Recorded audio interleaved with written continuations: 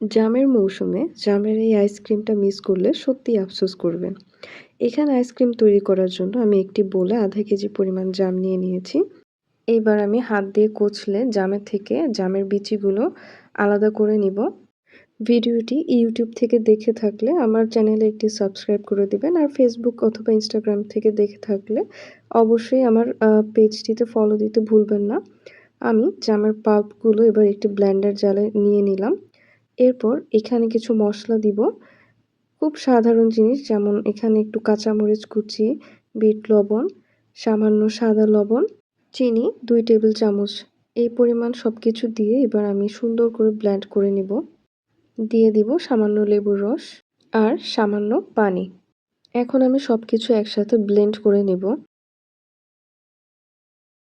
Blend করার পর আমার জামের যে পিউরি তার ঘনত্ব এরকম হয়েছে।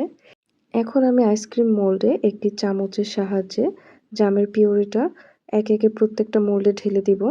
ওভারনাইট ফ্রিজে রাখার পর আমি একে একে জামের আইসক্রিমগুলো মোল্ড আউট করে নিলাম।